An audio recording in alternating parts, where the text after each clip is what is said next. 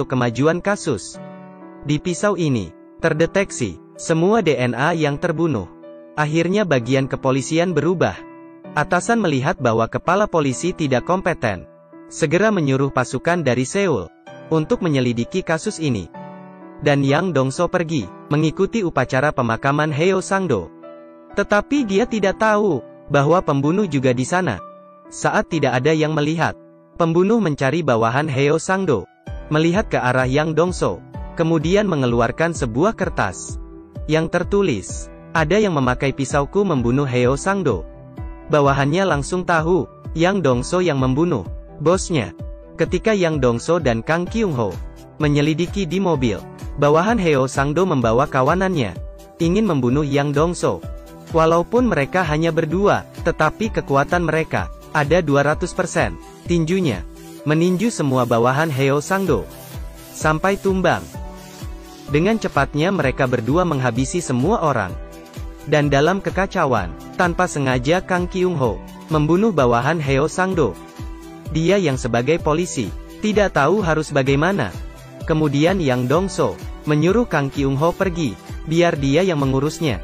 Kang Kyung-ho mendapatkan sidik jari dari mobil dan mencari bantuan teman dokternya. Hasilnya keluar, yaitu informasi pembunuh.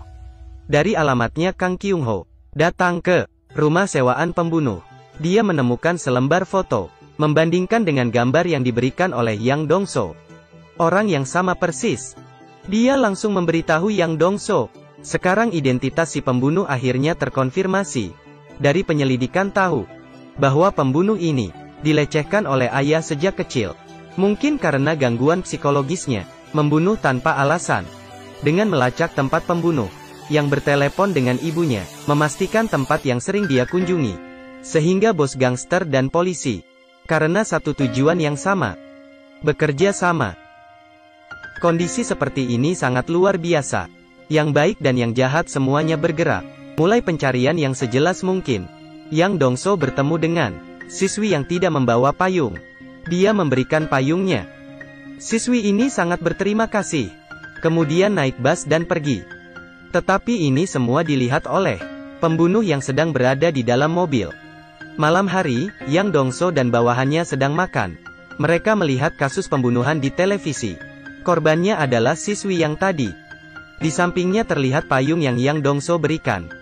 Yang Dongso benar-benar marah. Dia bersumpah bagaimanapun akan menemukan dia. Bawahannya tidak lanjut makan dan langsung berdiri.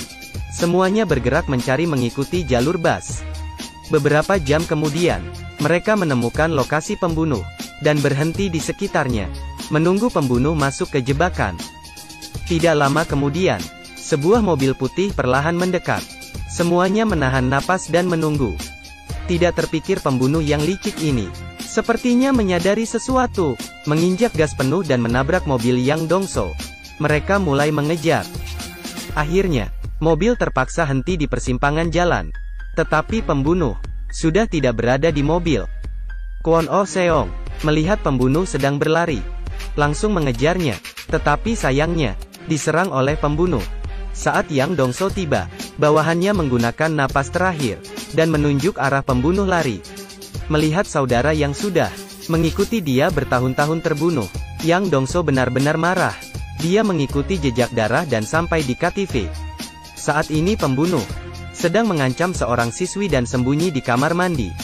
Yang Dongso seperti kerbau yang marah, langsung mendorong jatuh pintu kamar mandi. Tinjunya yang sebesar karung itu tidak bisa dihentikan. Memukulinya hingga pembunuh jatuh pingsan.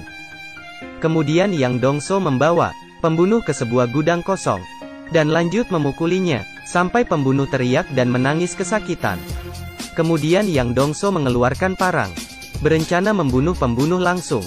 Tetapi di saat itu, Kang Kyung Ho membawa mobil masuk, dan menabrak Yang Dongso, kemudian membawa pembunuh, untuk terima sanksi hukum. Siapa yang tahu karena bukti tidak cukup, tidak dapat dihukum mati, atau mungkin dihukum, tetapi hanya beberapa tahun. Pembunuh sangat arogan di pengadilan. Keluarga korban yang sedang duduk sangat marah, tetapi tidak bisa berbuat apa-apa. Pada saat ini, muncul seorang saksi, yaitu Yang Dongso, sebagai satu-satunya orang yang selamat dalam pembunuhan berantai. Yang Dongso menjadi saksi mata dan menunjuk pembunuh. Kemudian melepaskan baju, memperlihatkan bekas luka yang ditusuk pembunuh, dan menunjukkan area luka pembunuh dengan tepat. Kemudian mengeluarkan kertas tulisan tangan pembunuh yang pernah diberikan ke bawahan Heo Sang-do. Tetapi kata-kata di depan sudah robek. Tersisa pisau saya membunuh Heo Sang-do. Melalui tulisan tangannya, identitas pembunuh terkonfirmasi. Hakim menjatuhkan hukuman mati. Tidak lama kemudian, Yang Dongso dikirim ke penjara. Sekelompok orang membungkuk dan menyambut kedatangan bos besar. Sedangkan pembunuh yang di sudut memperlihatkan ketakutan yang belum pernah dirasakannya. Ternyata ini adalah syarat dari Yang Dongso untuk menjadi saksi di pengadilan.